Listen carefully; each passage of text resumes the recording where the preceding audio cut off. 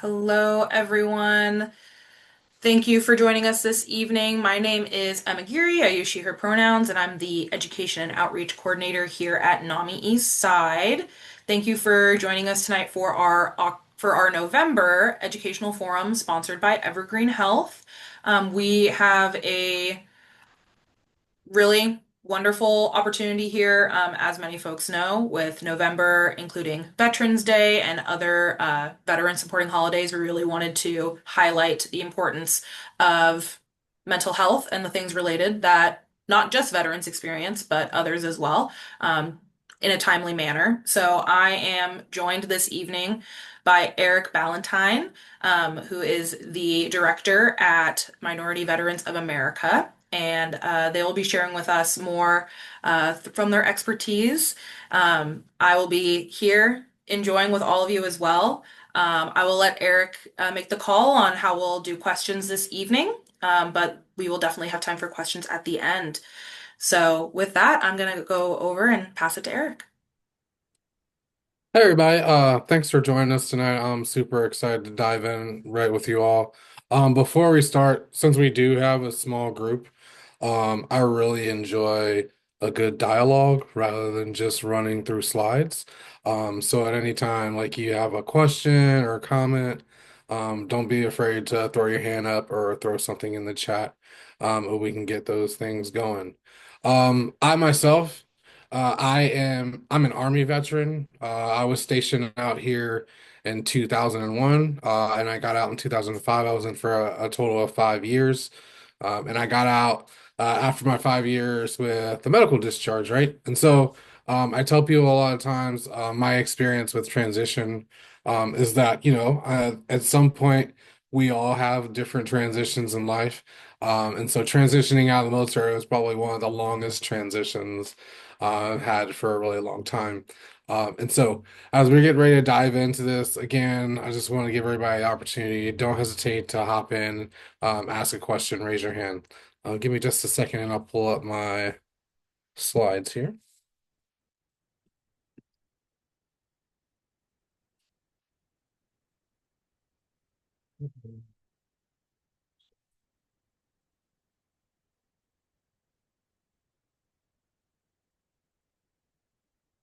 Okay.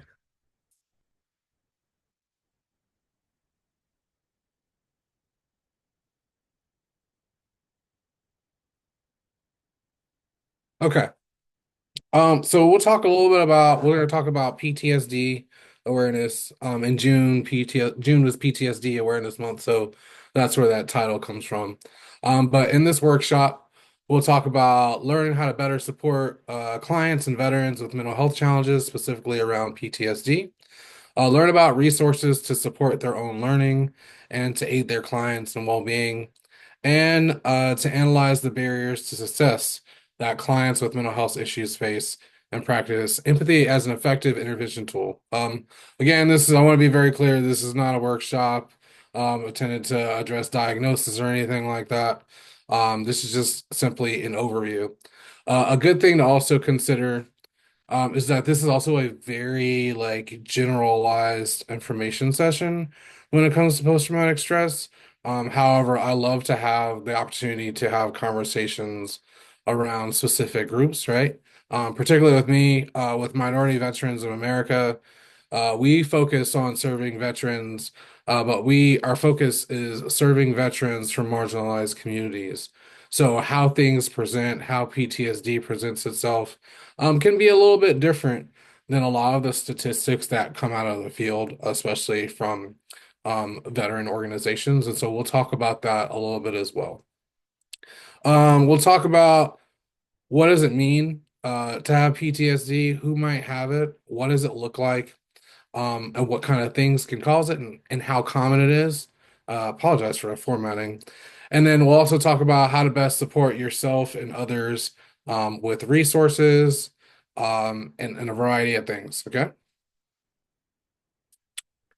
So starting off right off the bat, what's PTSD? PTSD, or post-traumatic stress disorder, a mental health condition caused by experiencing an extremely stressful or terrifying event, either as a witness or a part of it. most people who experience a traumatic event have a difficult time afterwards, but they don't always have PTSD. And so we'll talk a little bit more specifically as we go through these slides today about what those differences are. Who's at risk for PTSD? To put it very simply, anybody, right? Anyone can develop PTSD at any age, right? However, a variety of those factors can impact how likely you are to have it, right? For example, having an intense, right, or long-lasting traumatic event or getting injured during an event can make it more likely that a person will develop post-traumatic stress, right? I myself I'm an Army veteran. I deployed to Iraq, right? Um, I got very ill. I've been injured. I've had multiple brain injuries, right? And so I naturally, right, there was a variety of traumatic events that I experienced in combat. There were also a variety of traumatic events that transpired during my 5 years in the military. And then there's also, right, traumatic events that I have experienced all throughout my life, right? And so the reality of the situation is, um, we didn't talk a lot about mental health growing up, right? And even in my era being in the military, we still didn't talk about mental health. We definitely didn't talk about mental health in the way that we do now. For those, just so you know, I was in from 2000 to 2005, right? So everyone's at risk, right? And it can present differently, it can be triggered differently. It's all down to the individual.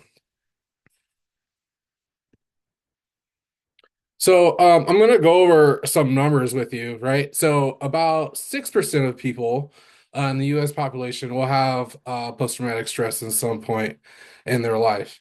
With the veteran community, it's a little bit higher. It's 7% for the general veteran community. However, where it gets really interesting is that within the veteran and military community itself, right, 6% of people serving in the military are likely to have post-traumatic stress. However, when you break it down to gender, right? And we're talking about like a binary gender, so just male and female, because the military doesn't do a great job of collecting all other data on genders. It's 7% for men, it's 13% for females, right? And the reason for that is there's other significant factors such as sexual assault is like one of the number one factors. Also, that it's really important to understand that within the military, right? Even though those numbers seem significantly higher, right? They're also underreported because the military has a very large problem with underreporting, especially when it comes to sexual assault, right? Um, if we look at that slide, right, again, going back, there's a huge disparity amongst men versus women.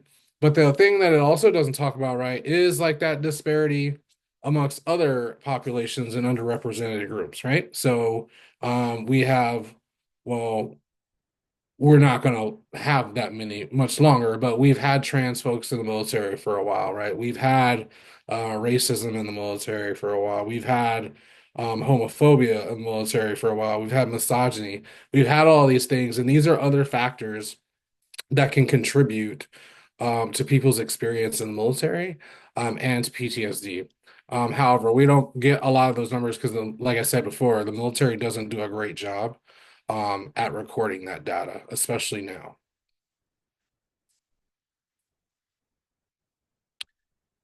Okay, understanding and identifying symptoms, right? Right at the top of the list, we've got intrusive memories, we've got nightmares, flashbacks, reliving the event, triggers. We've got avoidance, right? Keeping busy to distract oneself, no longer socializing, skipping big events, being averse to reminders of the trauma, right? A lot of those first, like, especially with the avoidance, right? We try really hard as an organization, along with a lot of other veteran organizations, around community engagement, right?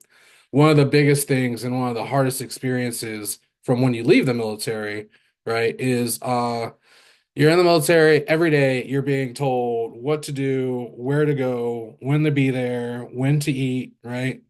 Um, and then around that, you have this huge community, right? You have these huge community of people that are supporting you because you all have the same mission, right? And then when you get out of the military, you don't have that anymore. It's not the same. And so a big thing that we do as veteran supporters is we go out, we try to recreate that sense of belonging, that sense of community. And by doing that, that helps create a lot of other opportunities for veterans, right? Moving on, right? You'll see other things you can see are negative changes in thought patterns or mood, feeling numb, losing memories of the event, believing the world is dangerous, intense guilt or shame. Again, right? We understand that these are symptoms, right? But these might not necessarily be indicative of. I think sometimes we jump too quickly to diagnosis rather than just understanding what that person's situation is, right? So, I have a lot of trauma from the military. I have a lot of trauma before. I have a lot of trauma after, right? That just occurs from living on this earth. Maybe that's racism, right? And so I think a lot of people they panic and they see these things. In reality, it's like no, it can feel like a dark place for a lot of people for a lot of reasons, right? And let's not just jump to conclusions, right? So it's really important to like consider the whole person when we're looking at PTSD. Changes in physical or emotional reactions, right? Feeling on edge, jittery, alert, difficulty sleeping. Feel like I'm reading like my own personal list of things that I've gone through may engage in risky coping behaviors like smoking, drinking, illicit drug use.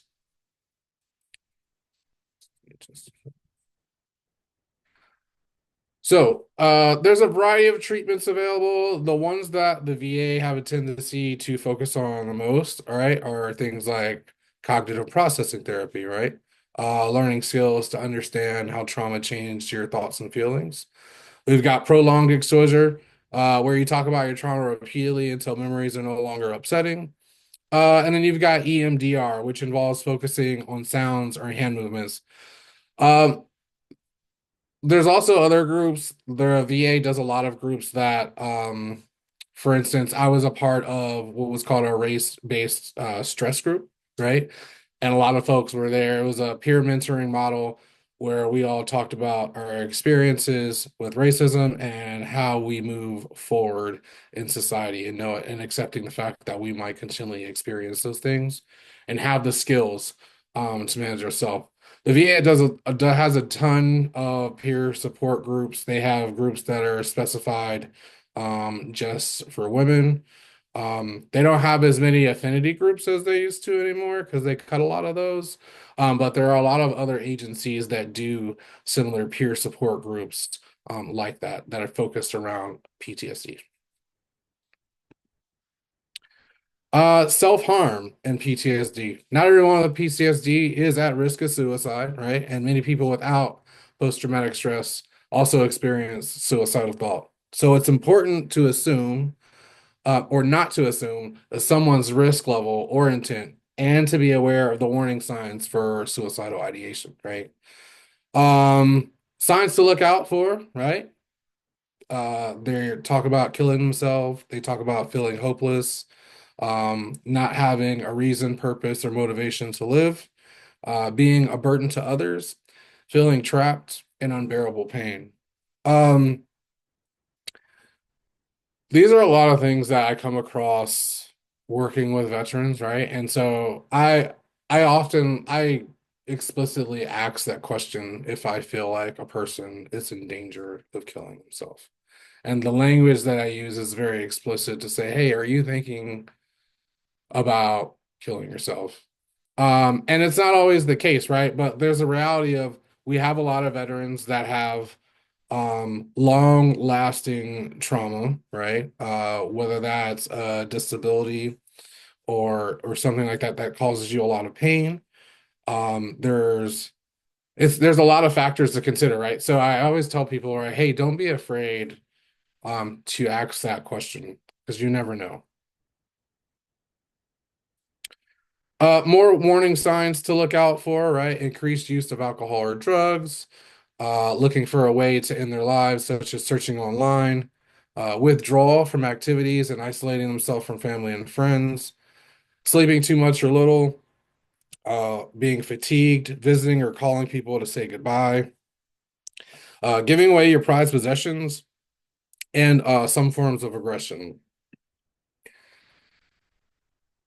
Additionally, right, we're considering people who are considering suicide often display one or more of the following moods, right? So depression, anxiety, loss of interest, irritability, humiliation, shame, agitation, anger, right? Again, these are a wide variety of things. So what I like to do, it's helpful for me when I work with a lot of people just to have background information, but I also understand that having background information on a person is kind of a privileged thing.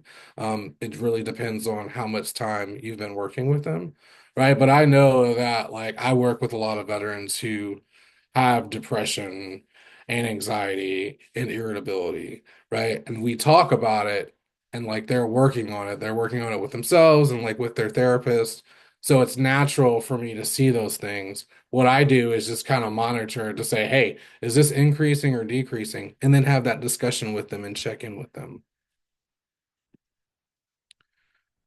Interrupting self-harm, right? Assume you're the only one who will reach out, right? Try to get out of that mindset of like, hey, somebody is going to do something, right? Um, a lot of time, a lot of people think that, and because a lot of people think that, nobody takes action, right? And as a result, somebody ends up dying. So always take the person seriously. Stay with them. If you can safely do so, help them remove the lethal means. And then call 988 and the crisis lifeline. Or you can text talk, right, to 741-741. And then if you have the ability to do so, right, escort them to mental health services or an emergency room. And we always want to do a follow-up and check in with them. Everybody has like a different skill set, right? So this is just for me, like this is very baseline. I am not like a clinician or anything. So that's where this point of view is coming from. These are just a few resources, right, for folks that are in crisis. These are resources that I usually carry around to give out to people just so they know that like when they are in crisis, you do have some ways to reach out to folks. So I will keep that up there for a second. And you're recording this so people can go back and revisit as well.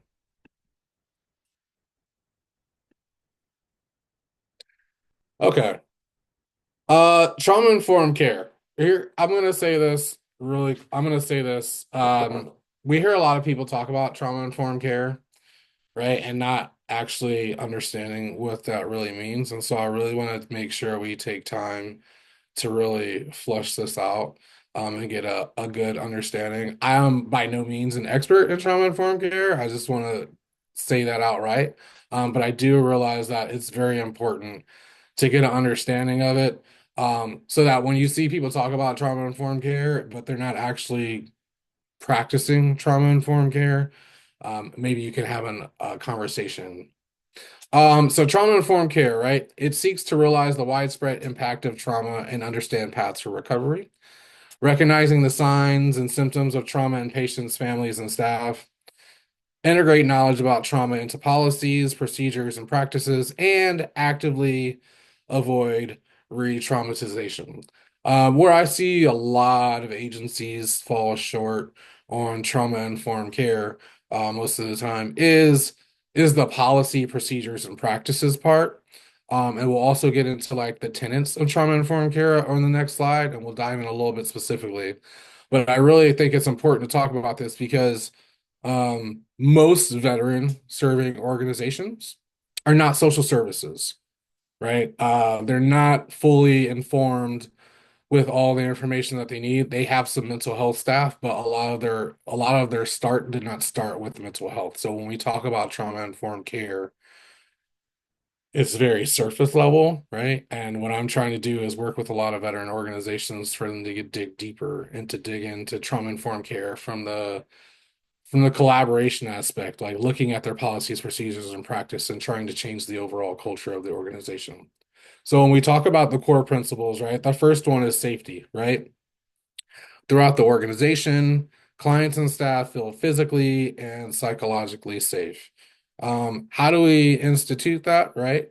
What does physical safety look like, right? That's different for everybody in every place you worked, right? I've worked in community centers, I've worked in shelters, I've worked in office buildings, right? And like safety can present itself differently in different situations. Trustworthiness and transparency, right? Decisions are made with transparency and with the goal of building and maintaining trust. Peer support, right? Individuals with shared experiences are integrated into the organization and viewed as integral to service delivery. Lived experience is something that cannot be underestimated, right? It's super important to have folks with lived experience, and that's why that peer support is so important. All right. Not all of us have like a therapist or a clinician on staff. So having a really fleshed out peer support model is going to be super important. But when I say it's got to be a fleshed out and like a fully fleshed out peer support model, it's really got to be fleshed out, right? So that all your staff or the people that you designate to provide peer support, they can be having this, they should all have the same training, the same methods, and like understand what peer support is really about. Collaboration, right?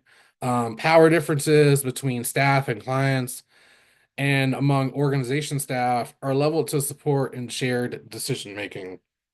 Uh, when I work with clients, right? It's like, again, that collaborative approach, right? It's not just me saying, hey, this is what I think, this is what we're gonna do for you today. This is our plan. Like it's like, no, it's a relationship, right? So I'm talking about, hey, what are your goals? What is your current situation, right? And where do you see yourself? And I don't know, let's just say with the next month, the next year, the next 18 months, right? Really building that collaboration is super important. And that's a part of the trust factor, right? I think a lot of the time when I've seen a lot of instances where people are just telling folks what they need to do, right? And people are not as motivated when you just tell them they need to do something and you don't give them option, right? Choice is a great thing for us all. So make sure that we're having that collaboration piece, no matter what that person is you're working with. If that's a client, it's like a staff member, having a sense of like shared responsibility, and shared power really reinforces that safety and community factor, right? Empowerment, right? Client and staff strengths are recognized, build on, and validated. This includes a belief in resilience and the ability to heal from trauma, right? We're not enabling, we're not doing things for them, right? But we are giving them the skills and the tools that we have available and our own tool shed and giving them tools to build their own, right? So that's super important. And then last but certainly not least, we've got humility and responsiveness, biases and stereotypes, and historical trauma are recognized and addressed. Okay, this is where we have a little bit of a deeper conversation, right? I have been working in veteran services for 10 plus years. I've been in and out of mental health and homelessness for about 6 years, right? And so one of the things that's really big, especially within the veteran community, unfortunately, is we have this concept of we all wear green, right? Which to civilian terms is just simply another way, another packaging for what we deem as color blindness, right? And so that's not helpful to anyone who's having an experience, right? For instance, um, if you experience someone who's being very homophobic, or they're being very xenophobic, or they're being racist towards you, or they're being ableist, right? That is going to shatter your relationship with that person, right?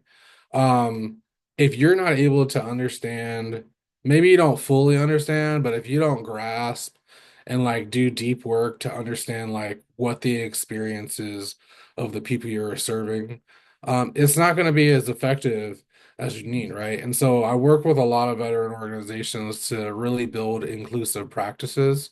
It comes from a well-intentioned for a lot of organizations. Like they think we all thought like I'm a product of the 80s and 90s, right? So like we all thought that like being colorblind was this super progressive thing. We really did. We thought it was, and then we found out years later, like, no, that's actually not a great idea. And that's not a great idea because if you're saying you don't see color, you're saying you don't see me and the experiences that I've had to deal with, right?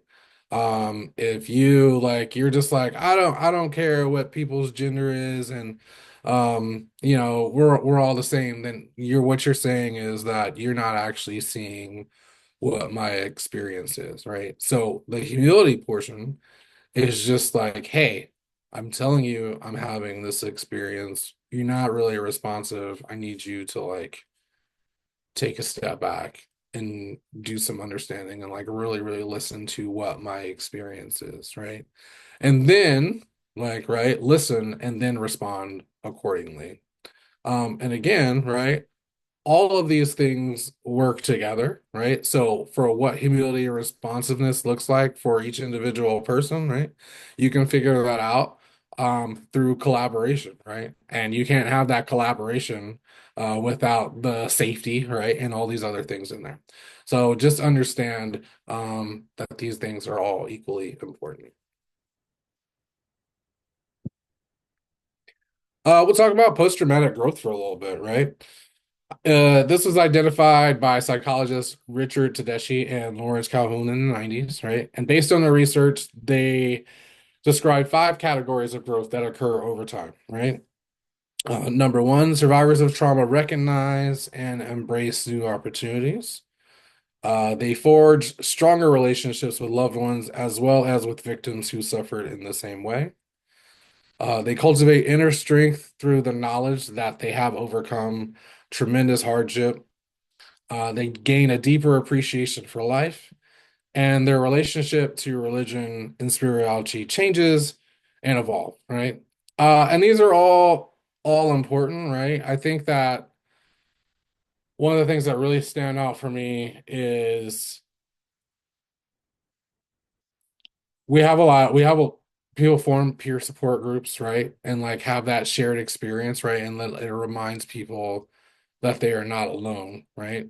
However, I would also say that has to be done effectively, right? And I really try to discourage folks who try to form peer support groups without any like knowledge or background information, right? Because I have been to some peer support groups to where it ended up just being trauma bonding and nothing else, right? And so a lot of the time in those peer support groups, a lot of people end up getting triggered and not being it wasn't and then not being more helpful, and sometimes they come in worse than they went out, right? So it's really important to understand like, hey, this is actually what growth looks like versus just being stuck in a certain type of situation where we're discussing traumas repeatedly over and over. Building resilience, right? Making sure you take care of the basics first, right? Remind yourself that you're becoming more resilient. Um, and I say these from a place of like, from my own personal experience, it's not as easy as I thought, right? And so it's like when you do these things, you're just like, oh damn, that really helped, right? So like be intentional about wellness, right? Eat balanced nutritional meals, drink plenty of water, get restorative sleep and rest. Look, I was in the military. They tell you to drink water all the time. I think I had a rebellious period when I got out of the military, and like I drank a lot of alcohol and I drank a lot of other things. I was just tired of drinking water all the time. But drinking water is important, right? And if you don't drink a lot of water and you start drinking water, you immediately your body feels it like immediately, right? So hydrate, feed yourself, make sure you get sleep and rest, right? Build and maintain your connections, right? Have a support circle. Find your community. Stay in touch with friends. Make time to socialize and connect with your community. Join groups and be of service. Um, that can be a really challenging thing for a lot of people, right? And I think that's why we have so many veteran organizations that I feel like every day a new organization pops up out of nowhere, right? And the goal is they want to have this sense of camaraderie like they did in the military, and they want to spread that and provide that for folks who need it, right? And so having that community portion is so important. That's why we do so much community engagement and outreach with our org, particularly because a lot of the folks that we work with, a lot of the veterans that we work with, have completely disconnected from the military. Maybe they were discharged under Don't Ask, Don't Tell.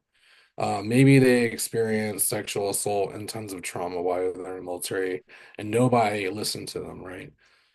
Which is really sad, right? And so we have to work hard to go and reconnect with those folks because when they disengage from the community, from the military, and they disengage from like all their military benefits as well.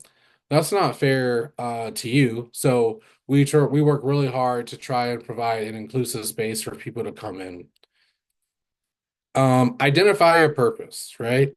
Check in with yourself to ensure you're still aligned with your goals, listen to and help others, and make progress toward defined goals, right? You got to have a purpose, right? I talk a lot about being intentional about what it is that you're doing with your life, right? And figuring out where you want to go. And if you don't know, like that's okay, right? Be realistic about that, right? And come up with some short-term goals. And I think really, right, a lot of this comes back to can be really helpful to have that community to check in with whatever community that it is, so that you just don't feel alone. And then maintain a healthy mindset, right? Practice gratitude, ask for help, give yourself space to heal, right? Or feel.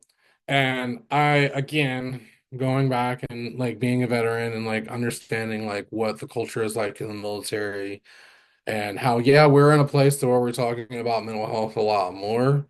Um, However, there's still this thing of when you get out of the military, you feel so disconnected that it's difficult to ask for help. And sometimes you don't even know where to go, right?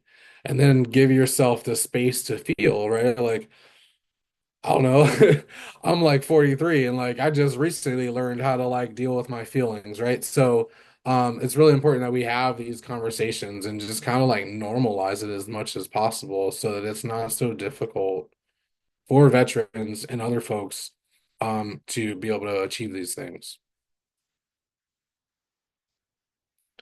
Let's talk about a few real-time resilience strategies, right?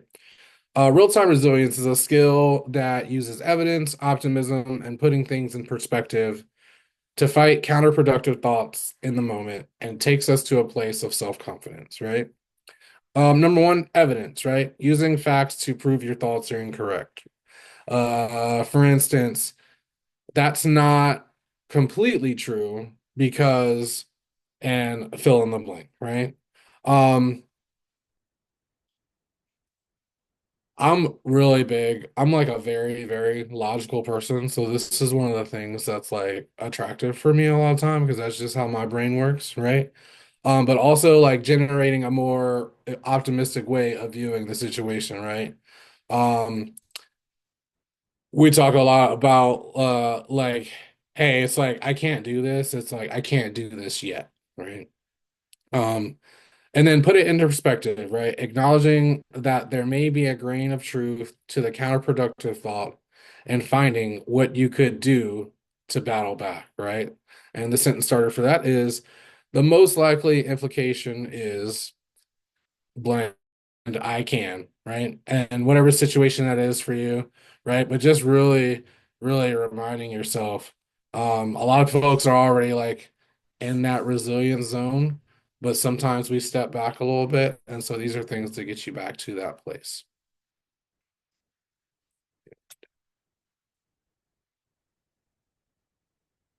All right. Asking for help, right? This can be a struggle for a lot of people, right? And so maybe asking for help makes you feel uncomfortable because you don't want to burden someone. Maybe you're worried that they will say no. It can make us feel vulnerable, and as it feels like an admission that we can't do something alone, right? I think the big thing too, especially with veterans, is again having that sense of community, having that shared mission, right? Like the things got to get done, right? And shit gets done because there's direction, there's guidance, and you're not by yourself. And now you're this person who is out of the military, and you're now set, you're supposed to do all these things yourself. So, right, here's a few strategies to do so, right? Start small, right? Start with a daily exercise to help you practice. Ask someone at a store to help you find an item. Ask a friend to give you advice on a problem. Get used to asking for help on the small stuff. So it's easier when you need help with something bigger, right? And like this, starting small is a big thing for me. Because I just for a long time I didn't want to talk to anybody that I didn't know, right? And so now I'm at a place to where, look, we're in a store, I have no problem asking people for help because I'm trying to get in and out as quickly as possible. Recognize the need, right? Identify challenges in your life where you can use a little help. Maybe you're struggling with the task, or you would benefit from a colleague's expertise. Um, right? Maybe you're experienced with or need advice on how to resolve it, right? Recognizing what it is that you need will help you make uh, will help make the next step of asking for help a little bit easier if you understand what it is that you're trying to solve. How to ask, right? Demonstrate how you've already tried to handle the problem. Be clear about what you need and when you need it. Give your battle buddy some options you're thinking about, and you can turn your quest to help into a collaborative session with a coworker, right? Um, I like to talk to myself a little bit, right? Just so I can like get thoughts out, because sometimes they're just jumbled in my brain, and so sometimes I need to speak out loud to get them out so that it can make sense to somebody else. Don't be afraid to do that, right? Number four, just do it. The research shows that people underestimate the chance of a positive response when asking for help by up to 50%. So, in other words, a yes is much more likely than we think. And number five, make it easy to ask for help by creating a culture of support at work and home. Help others or ask others if they need help to help making the norm.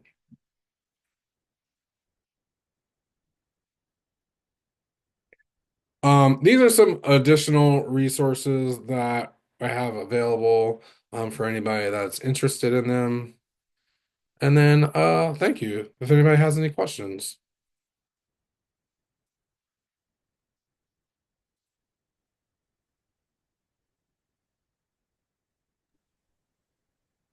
Thank you so much, Eric, for that presentation. I felt like I learned a lot from your thoughts as well. I would love to, yeah, open it up to audience questions so folks can place their questions or things they want to talk about. Doesn't have to necessarily be in the form of a question into the chat, or folks are welcome to come off mute.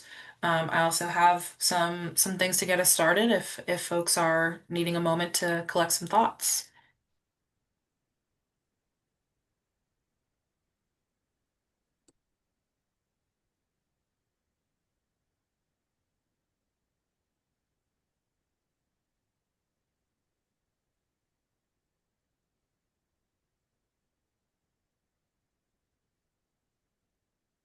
I will say, Eric, one of the pieces of your presentation that really stuck out to me is what you're talking about with trauma-informed care.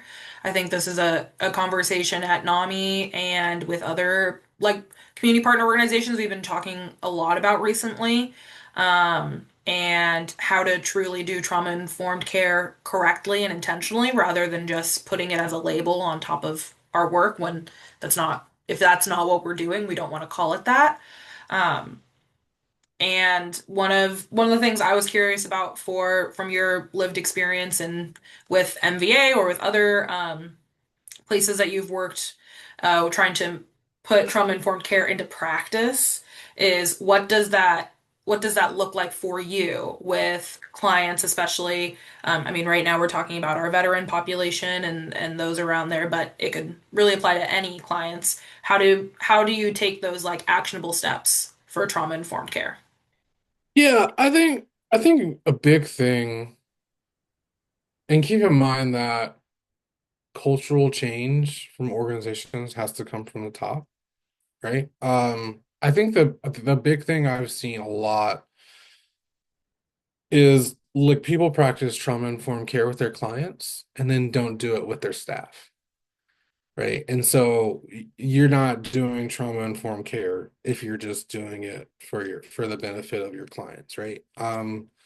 I've worked in shelters, like I said, and you have people who have like significant like mental health challenges, right? And that they say very mean things. Sometimes those things are racist, sometimes those things are homophobic, sometimes things are thrown, um, sometimes themselves, right? And we want to give those people the best care possible. However, we should also understand that those events are also traumatic for those who are witnessing them, right? And a lot of time, the people that witness those are staff, right? So I ask myself a lot of the time, or organizations that I work with, is what do you do in a situation like that, right? What support do you provide for your staff, right? Like what is it like when you sit down with them and debrief an event? And a lot of folks come up blank. And what's sad is that they're doing a great, magnificent job with their clients, but their turnover rate sucks because people are getting burnt out so quickly, right? And so I really, really challenge a lot of like senior leaders and having conversations around trauma-informed care and that they need to understand what their role is, right? Everybody in every org has a role, right?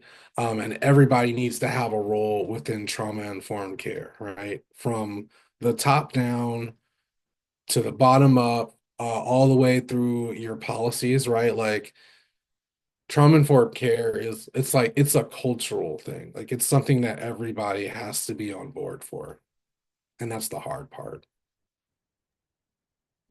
Yeah, thank you for that. Yeah, I hear you on enforcing it on a cultural and systemic level within an organization so that we're not having these high levels of turnover and these people who are providing really excellent care to the community aren't being re-traumatized or experiencing trauma for the first time themselves in those situations. Mhm.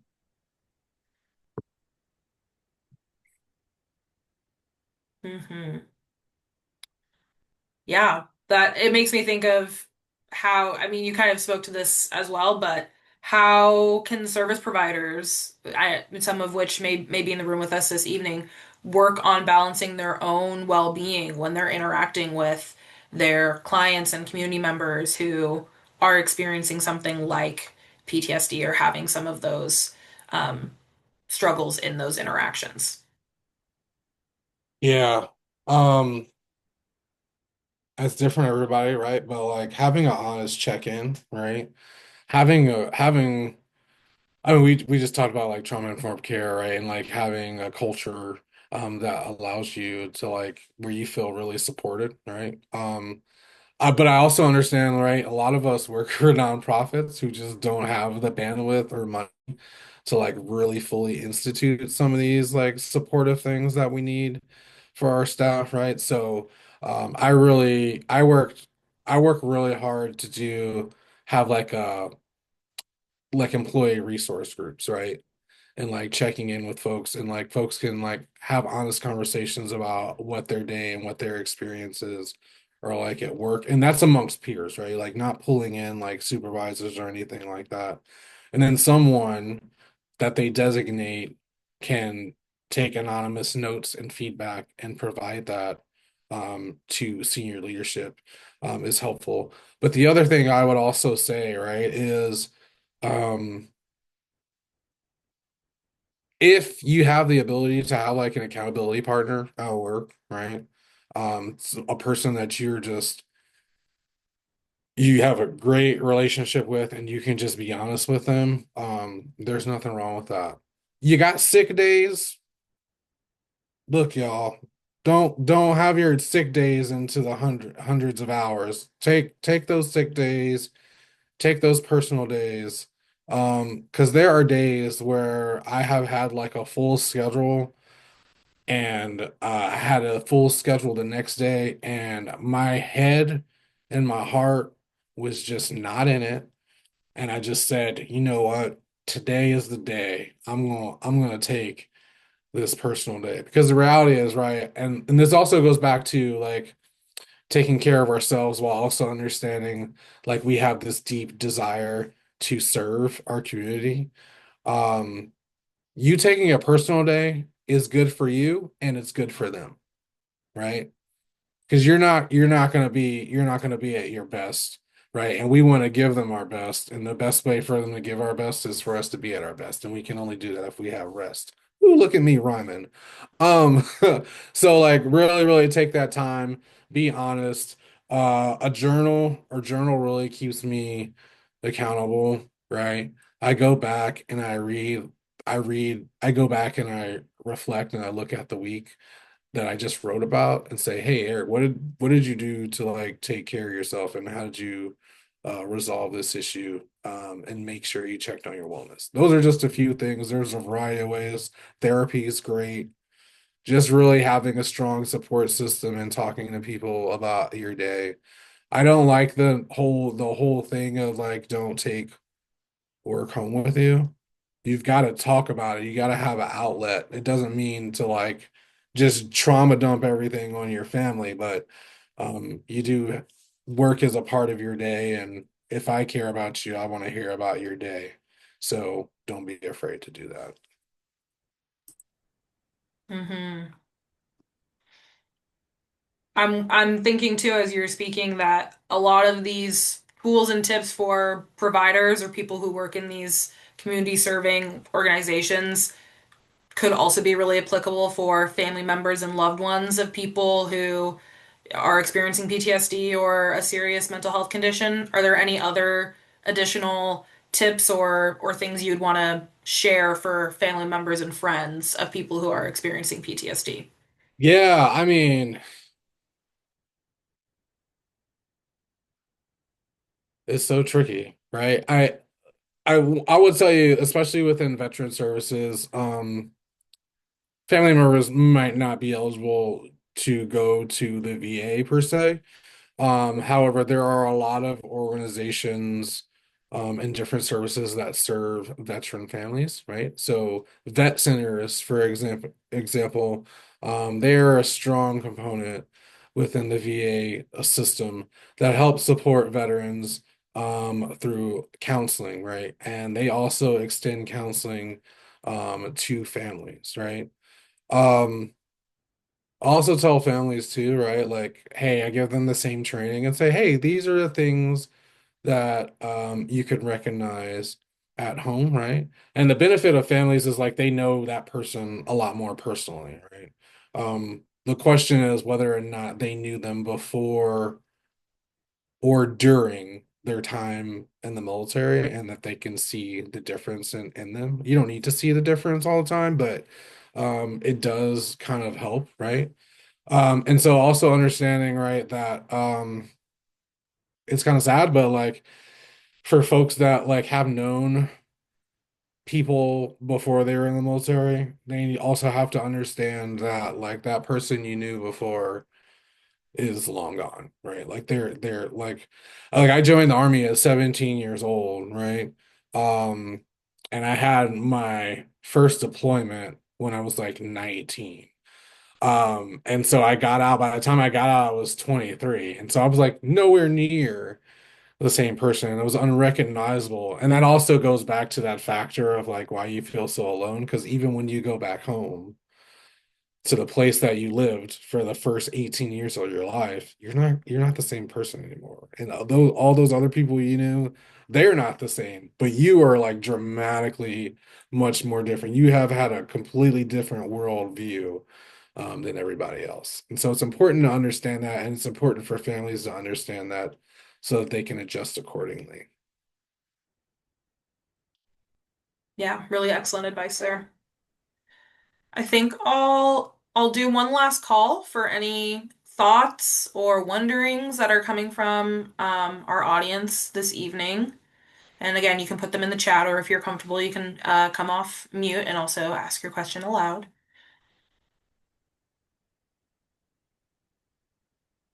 Yeah, Denise.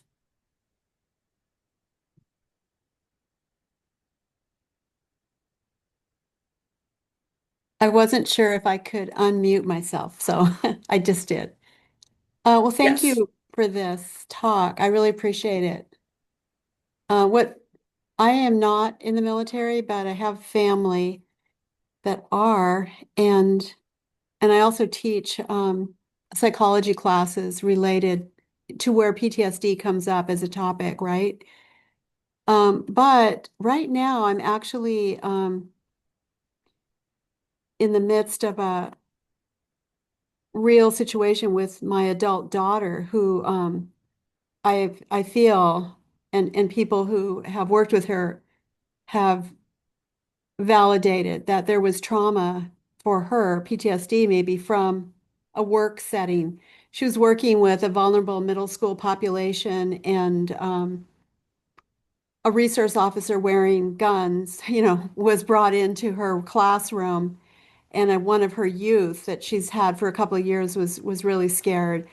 And it really upset my daughter because it kind of stripped her of her moral authority with this youth who she had no idea that anyone had been called about him. He was fine, but it really impacted her. And she's very, from the outside, you would say this is a person who's run marathons. She's very disciplined. She's very strong, very, consistent with her work. She takes it seriously, I guess is what I'm trying to say. It's not just a job, but it's a passion. And it's just really thrown her and our entire family upside down. It's real. And I guess my question to you would be just from your experience, because I don't have the experience that you have with the military, but it feels like there are going to be times when civilians also, especially now with the administration that we have, with ICE, detention, um, immigration, roundups, you name it, we're going to have civilians facing traumatizing situations that they didn't expect, or maybe they were told this could happen, but when it actually happens and you realize how little control, I'm using that, you know, but she had no control. She told the child, I'm with you. Because he said to her, I don't, are you going to leave? And she said, I'm going to be with you. But the teacher, the principal actually was there and was gesturing for all the staff to leave the room. So it was one of those conflicts, right? Authority conflict you get into. Mhm. And I don't know, I don't want to go on and on, but I just wonder if you have any suggestions for how to validate it. I feel like there's not very much understanding of how this can be happening, and her experience is sort of being looked at as kind of a mood disorder, because she kind of went from over the last few weeks that she's been having symptoms. She's kind of dropped into delusions of feeling paranoia that the school district's going to come after her. And so it's gotten kind of crazy, but it is, I've just from what I've taught and learned about PTSD, that can happen. So I don't know, I'll stop now, but what do you think? And I Yeah, really, when I think Mhm. about trauma, right, like is like there's just dramatic change, right? Yeah. Like trauma can be you living in a home one minute and being Mhm. evicted from another, right? And it sounds like from what they experienced, I can imagine of like you had this view of how the world works, and you had this view of like what your authority and power is in the Mhm. classroom. Yeah, And somebody came and interrupted that. An armed person came in and yeah, interrupted that. And then you were exactly. told to leave, right? Hmm. And so this is a struggle, right? Because like you had faith in like your principal and all these people that they were going to do this thing, Yeah, and then you're actively at a rapid pace seeing the complete opposite of that. yeah, Because now exactly. you're like, as a person like me who I stand very, very hard on my values and morals, that's hard for me. Yeah. Like that makes me question like, do I want to be here? Right? I don't know anything about your daughter. I don't know what their personality is like, but I Hmm. know I can say for me, from my perspective, like I would feel very, I would have a hard time Yeah. having a hard time. But I'm also like, the other thing is like you're tied to the mission of like wanting to help Hmm. these children, these Yeah. vulnerable children, right? And Right. ultimately it comes down to choice, right? Your mental health, right? Or your job. And so before you can answer that question, you have to ask yourself, what's in my toolkit? And Hmm. what can I put in my toolkit to Right. maybe alleviate some of these feelings and keep me pushing forward? Or do I just need to make the decision of like, hey, my mental health is not in a great place right now. Maybe I Yeah. need to step back or pursue some other methods. But it sounds like what she's experiencing and going through and reacting is very, very typical to Mhm. what I would expect. I really appreciate what you said about evaluating your mental health. That helps. I can see saying that, helping her with that and Hmm. just thank you. I really Yeah. appreciate that. Yeah, I and like and accountability, right? Having that accountability Mhm. partner. Mhm. I'm a single dad, and I've got a 10-year-old daughter, but Mhm. even she notices my Mhm. behavior changes. She was like, "Hey, are you okay? You're a little hot-headed today. You doing all Right. right?" And I was like, "Oh, Yeah, thank you for letting me know. All right, you know what? exactly. I'm not okay." Mhm. Yeah, Yeah, good. Thank you. Thank you very much, Eric. you're very That's welcome, cool. Denise. Yeah, Yeah, thank you for your question, Denise, and for sharing your story with us. you're I welcome. really appreciate it. All right. Well, truly, and I'll extend that same thank you to you, Eric. Thank you for being here with us tonight. Thank you for sharing your stories and your lived experience with us. I feel like I've said it in forums before, but really that is something that here at NAMI we really hold very sacred and acknowledge the power of people sharing their stories and how it can be a hard thing to be vulnerable to share those things, but it really is important in breaking down the stigma when it comes to mental health conditions and Mhm. what folks have been through. So thank you, Eric, for your time this evening. Thank you everyone else for joining us. We will, as a heads up, we will not be having a forum in December. We're going to take a little break for the holiday season and be coming back in January. So in 2026, the Evergreen Health Educational Forum will continue our regular schedule of being on Zoom from 7 to 8 p.m. on the last Tuesday of every month, featuring different topics. Requested by the community or by community partners. So if there is a topic that you would like to see addressed in one of these forums, please don't hesitate to reach out to us and let us know and how we can, help support the community in hearing what y'all want to hear. But with that, Mhm. thank you, everyone. Have a wonderful and safe holiday weekend. If you celebrate, however you celebrate, whatever you're doing, I hope you have a wonderful time. And we will see you all in January. Thank you. Thank you. Thank you, Emma.